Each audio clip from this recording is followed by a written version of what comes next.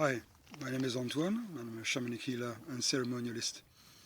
And today I wanted to carry on with these small videos about shamanism and animism basics. Just to set a background to it and perhaps understand a few of the main principles. Today I wanted to talk about patterns. A lot of shamanism and animism is about effecting change in situations where it's been recognized that things are not balanced, or they're kind of veered off a certain track and are not conducive to something harmonious. And that could be in the life of a community, or could be in our own life. So it may be it's taken us time to identify the problem. We're still taking us time to identify the problem, and it's an ongoing process. Or we've identified it, but we don't know how to change it. And in the human process, a lot of effecting that change in the first stages happens through trying to understand, and that's a very important thing. Understanding the dynamics of the situation, what is going on. And all kinds of forms of investigation are interesting there. It could be a purely shamanic process, like going on a drum journey to get some information. It could be using divination, whatever the tool for divination you have, whether it's runes, whether it's the I Ching, whether it's cowrie shells, whatever you use, or tarot. It doesn't have to be necessarily even have to be a very ancient tool. It has to be a tool that you're very familiar with, and where the symbols and forces that are kind of encased in those symbols are familiar to you. So it could be divination, it could be other processes of investigation, it could be meditation, which can be a process of investigation, or can be something else also, just resting within ourselves and our essence. It could be a process of psychotherapy. There's no problem in combining ancient tools with more modern versions of psychotherapeutic tools. Whatever is really useful for you to investigate what is happening for you.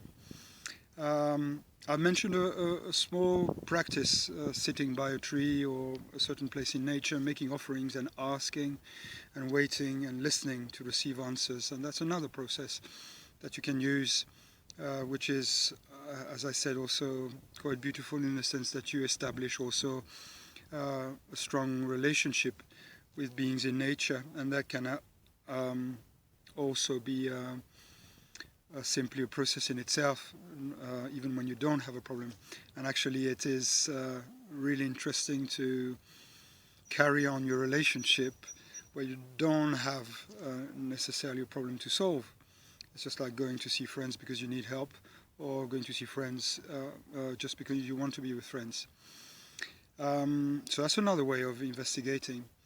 And maybe you've identified certain patterns that you feel are the places where you're blocked. Maybe you've just identified a problem, a specific problem. Maybe some of its roots. Now, the human process is usually to seek with the mental aspect solutions. When there's a deep problem, usually, or difficulty, usually there are also hidden aspects to our difficulties. So you could say also unconscious, at least not visible. And this is where it becomes more difficult, or where maybe it's more adequate to say it requires different tools, or to persist with the tools we have used, which I've mentioned. Now, once we've identified a certain difficulty and some of the main aspects of that difficulty, and we want to effect change, then we are also, in many cases, as human beings, faced with patterns of behavior, things we are used to do, an environment, even if it's a difficult one, that is familiar, a mental environment that is familiar, an emotional environment that is familiar. And it may be so familiar that it's very difficult to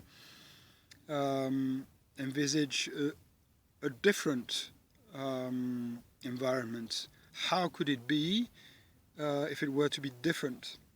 And that's also an interesting process, just asking this question and trying to see. And if one can see that its answers arise with difficulty, then we can see also that there's a certain set of patterns that is familiar even in difficulty, even in suffering. And that's no problem, that's not anyone's fault, it's just our responsibility once we've identified those patterns. So human beings, possibly out of fear of change, and maybe all the different little deaths that are present in change,